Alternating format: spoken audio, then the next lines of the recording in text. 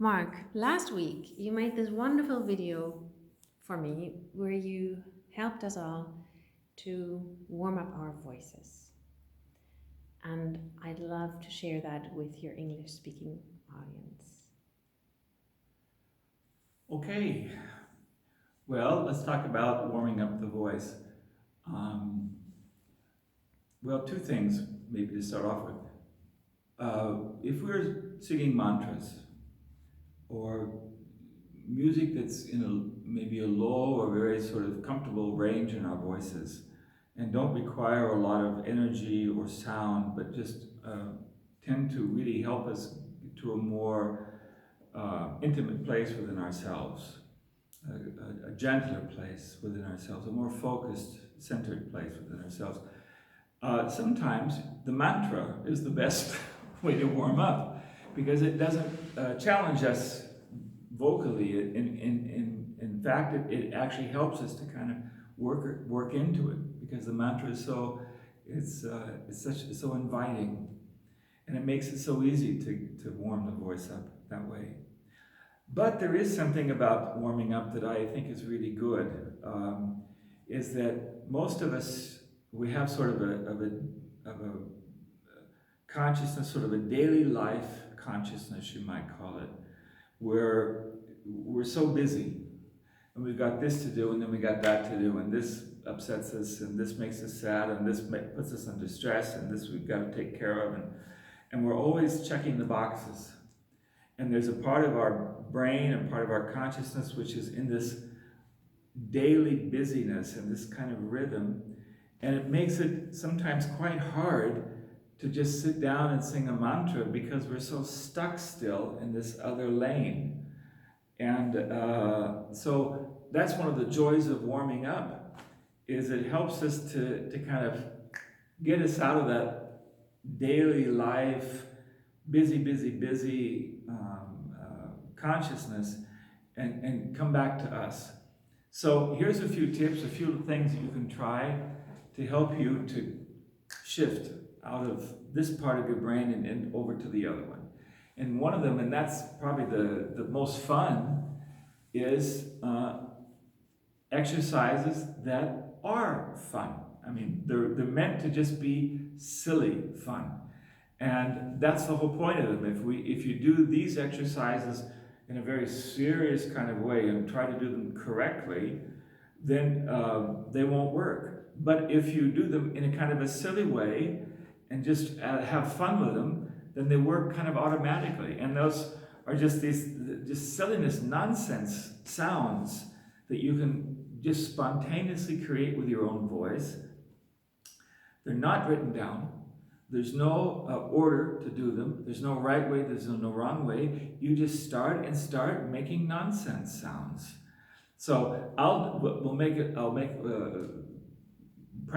we'll practice that here. I'll do a funny kind of sound, and then repeat the funny kind of sound in your voice, and then I'll make another one, then you repeat that, and we'll just play along with it. So let's start here. For example, yeah, like that. Ay, ay, ay, ay, ay, ay. Ay, ay, ay, ay, ay.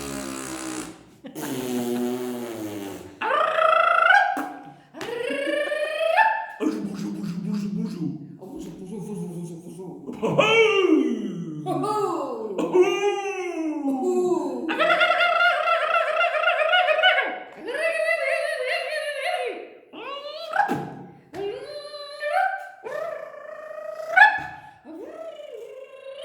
Oh, boo boo. Oh, bubble.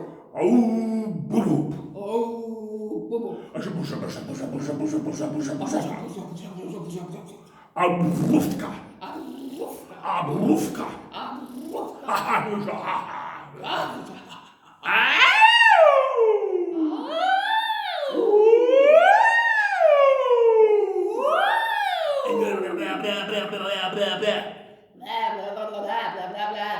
Ah, Ah. azo.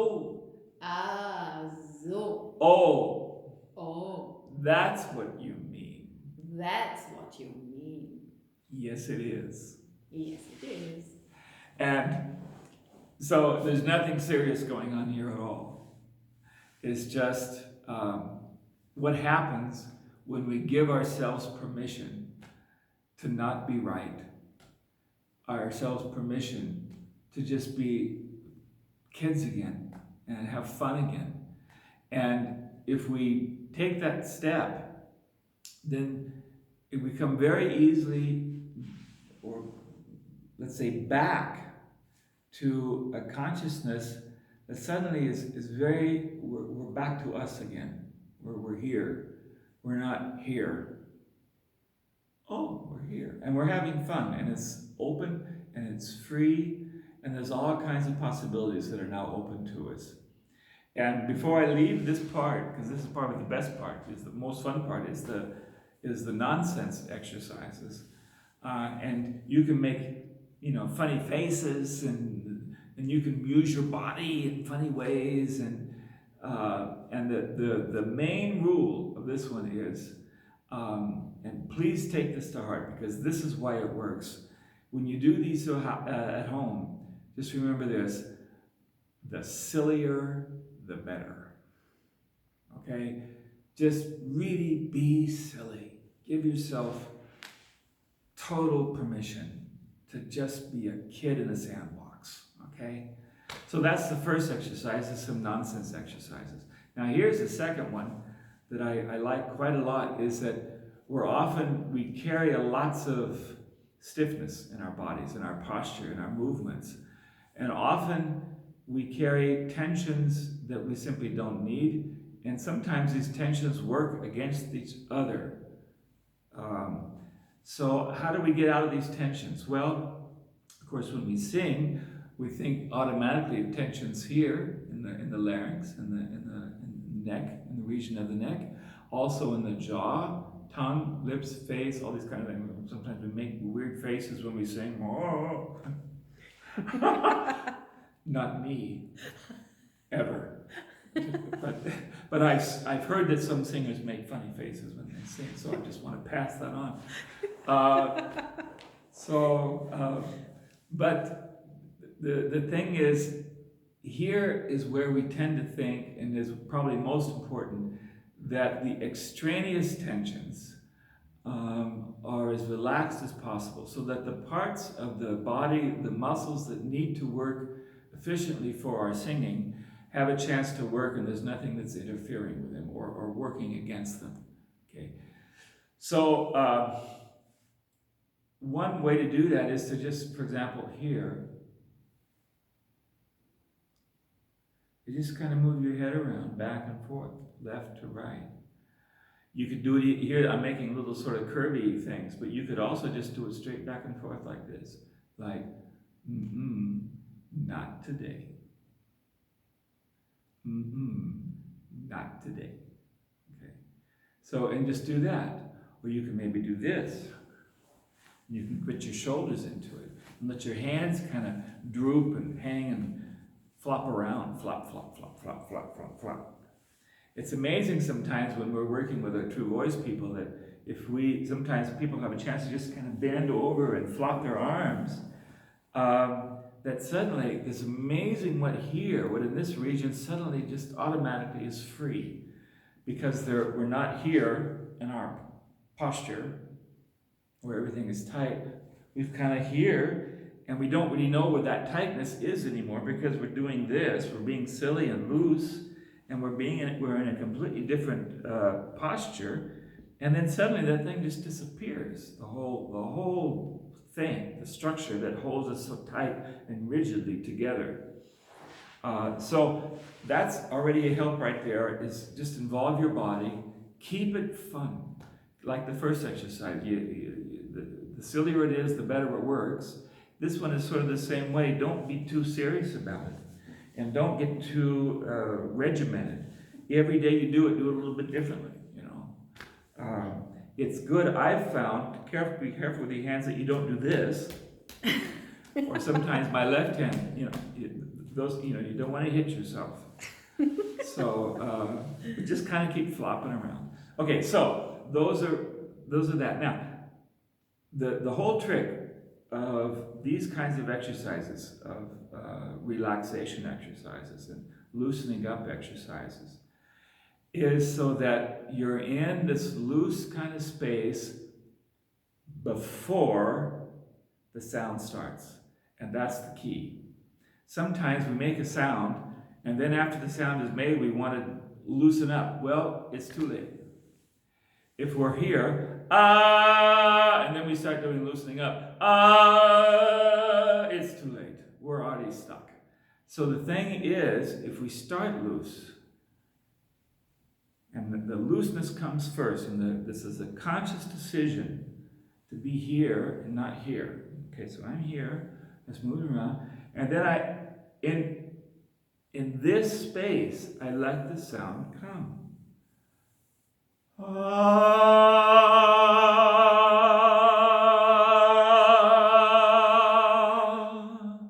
And it's just so much more comfortable. And it's not tied in all the extraneous tensions, because I'm a singer, I'm not a scientist. I don't know where all those tensions are. I'm not a doctor, I don't know where all those tensions are. I mean, as a singer, I don't know. Sometimes I feel it, but often I don't. It often happens very unconsciously, where these tensions, they just sort of start very gradually in on us, and then before we know it, we don't even check it anymore, we don't even notice it anymore, and then it's too late, and the whole mechanism only functions with extra tension. So this is a way this is like a back escape door out of too much tension, is to just be a little silly, be a little loose, be a little extra relaxed. And then in this relaxed space where you just kind of move it gently back and forth somewhere, you can do it standing, you can move your hips, you can do all these things. And then you just start adding the sound to this.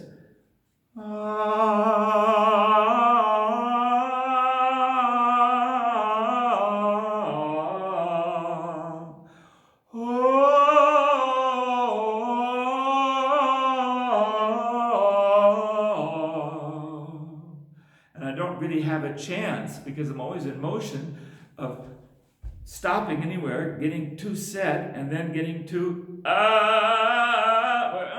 it gets too rigid and it gets tight. And all these old programs starts to work on me.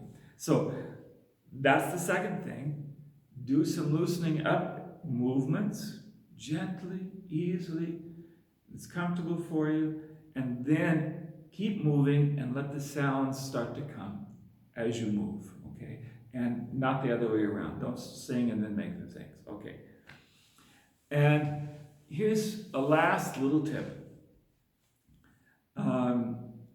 It was discovered, and probably much sooner, but certainly around the beginning of the 20th century, a lot of singing teachers, because singing at the beginning of the 20th century, singing technique was going through a big change all over the world, but certainly in Europe and in America, quasi-Western civilization, singing technique was starting to change, and singing aesthetics was starting to change radically. It had a lot to do with the invention of the microphone, which made it suddenly possible to just croon or sing really very softly into a microphone, and it would suddenly, millions could hear it on a record, which 50 years before was not possible. I mean, no one would think of such a thing, of going onto a stage in a theater and doing, "Look at me, I'm as helpless as a kitten up a tree." The old song Misty. Well, that's came a little later, but that's crooning, where you just sing very, very easy and soft. And on a stage, no one will ever hear it. Not even the first row will hear it if there's an orchestra there. But if you do it in front of a microphone, the microphone loves little intimate sounds. It goes across the world, and that became the new singing. And so singing technique started to adjust to the new music styles. And in this time, a lot of singing teachers and vocal scientists were noticing that if you had any vocal problems, there was like one easy trick that often just seemed to work automatically that no one really thought about. And the trick was humming. don't underestimate the power of humming to get your voice kind of back there where it belongs, so your voice finds a balance again. Often we get out of balance, sometimes even with singing techniques, certain kinds of techniques, even good techniques, sometimes, as we sing them over and over again, we tend to maybe over accentuate some parts of it, and then suddenly there's some aspect of our voice which is out of line or not quite in balance with another part, and we don't quite know what happened, and so then we have a vocal problem, and then we have to do more technique to find out what we did wrong, and there's a whole thing that goes on. And here's a little trick, and it's beautiful for warming up, but it's also a great help in just kind of getting your voice back to a place where it just starts to work again for you. If you've gone too far in any direction, maybe you push too much, or maybe it's too breathy. And that is a little bit of humming. Now, most people, if you ask them, can you sing? There will always be a few people, and quite a few people actually, that will say, no, I can't sing at all. But if you ask the same people, can you hum? Well, they all say, of course I can hum. What's wrong with you? Well, you asked such a question. And of course, the point would be that humming is singing. It's just singing with your mouth closed. If I do, or if I do, well, am I humming or am I singing? Well, I'm doing both, but humming is singing. It's just singing with your mouth closed. There's nothing to it. And everybody can do that. So, we want to hum and just make it easy. For example, a nice exercise is to start kind of low and soft. Once again, when you do this at home, you may find like I'm giving you some exercises in a range that's sort of low and easy, but you may find when you do these at home for yourself, you want another range, maybe even lower still, or maybe higher. And just go to the place where you feel your voice starts to feel good and it starts to blossom out. That's what we're looking for as singers, a place where this voice kind of just takes off and opens up for us. So, but to start a little low, because it is warming up, we don't want to go too far, is just start kind of soft. Here's what we call a fifth, and it's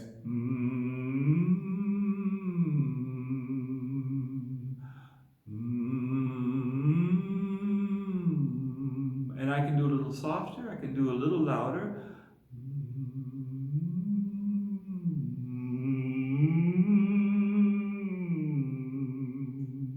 And you say, well, yeah, he's humming, but let's listen to it. I'll do the exact same thing now, and I'll open my mouth at a point.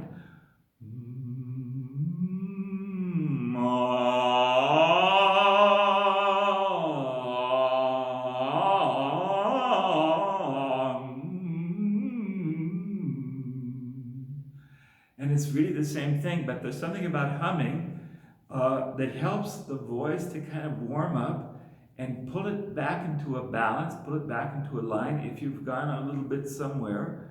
And even if your voice is exactly right, you may find that humming is the perfect way to kind of get your voice working in a way that feels comfortable for you. So that's one exercise, that's a fifth. Here's an octave. And you can do it, that's more of an M. You can do more of an N, and then it has a feeling of being more here. M. N.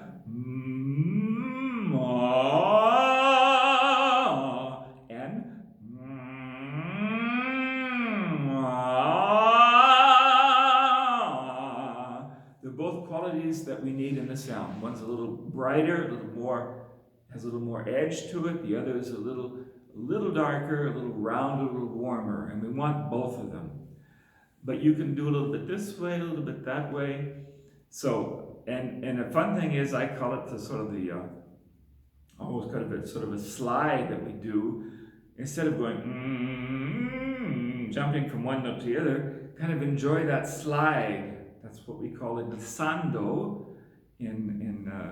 as musicians, as singers. But it's very easy, just slide up and slide down, you know.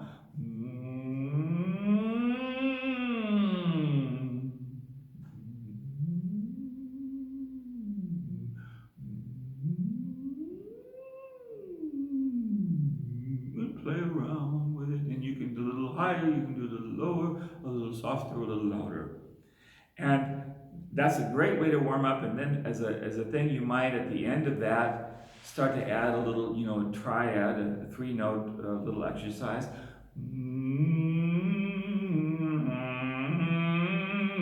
Or a E, or a U. And then add the octave to that. How does that sound?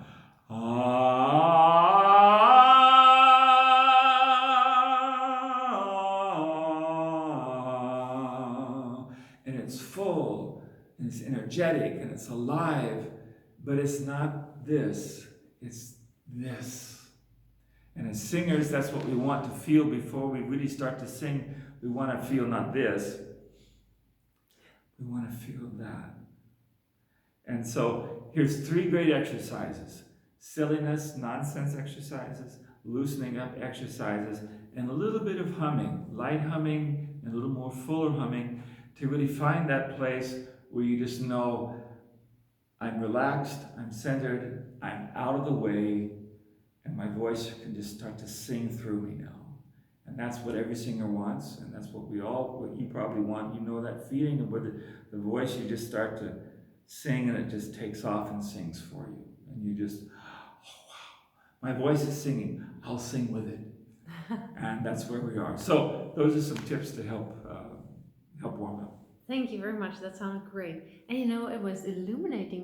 It never occurred to me that you can hum in different ways, that you can hum vowels. Oh yes. I'll experiment with that. That's fascinating. Yes, it is. Wow. You can do the whole language, all the vowel variations of any language or all languages, humming. I mean, and there's just a few, because the lips are going to be, certain vowels require specific lip movements that you can't bring into that, but still the shape of the tongue and the pharynx jaw and so forth is perfect. What a cool idea. Thank you very much. Everything stunning. Great. Cool. Thank you.